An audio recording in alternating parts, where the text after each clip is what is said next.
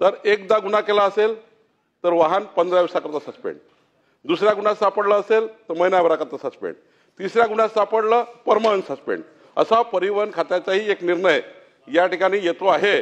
त्याचंही त्या ठिकाणी इम्प्लिमेंटेशन परिवहन खातं आता करण्याचा त्यांच्याकडे नसती गेली आहे, त्यांनी अजून निर्णय घेतला नाही, पण गृह खात्याने आणि महसूल खात्याने हा निर्णय घेतला की दोघांची कारवाई होईल। अनिल परब। सभापती महोदय,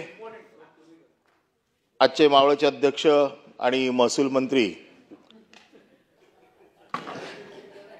बावनकुळे साहेबांनी अतिशय सविस्तर उत्तर दिलेले आहे आणि त्यांच्या ताकदीचा मला अंदाज आहे।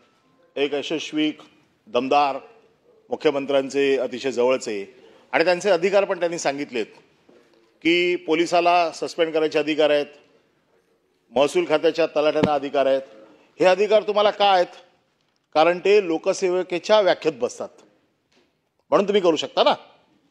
नॉर्मल माणसाला तुम्ही पोलिसाकडेच द्याल। आमदार वाळू पकडतायत, बरोबर आहे, आमदार देखील लोकसेवेच्या व्याख्येमध्ये बसतो, पण महसूल राज्यमंत्री वाळू पकडतायत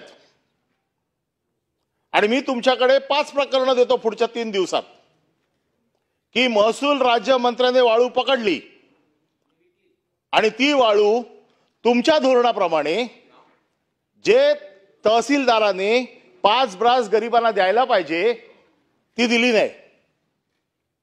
आता माझा साधा प्रश्न आहे, जी ताकद, जी हिम्मत एक कणखर महसूल मंत्री म्हणून तुम्ही तलाठ्याच्या बाबतीत वापरताय, तहसीलदारच्या बाबतीत वापरताय, आरटीओच्या बाबतीत वापरताय, ज्या महसूल मंत्र्याने वाळू पकडले त्या ठिकाणचे फोटो, त्या ठिकाणचा एंट्री, जिकडे एंट्री होते ना की बाबा आज महसूल मंत्र्यांनी राज्यमंत्र्यांनी व्हिजिट केली, तिकडचा तुम्हाला अहवाल ती कॉपी देतो।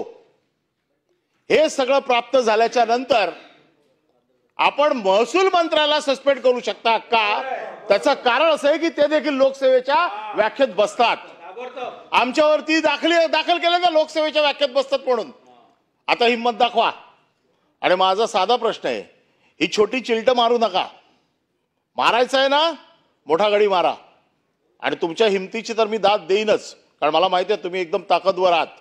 आज सभागृहाला नाही, तुमच्या माध्यमातून महाराष्ट्राच्या तमाम 12 कोटी जनतेला कळू देत की महसूल राज्यमंत्र्याचं देखील चोरी असेल तर आम्ही ती मान्य करणार नाही। सरकारचा कणखरपणा दाखवण्याची ही वेळ आहे, आता उत्तर द्या।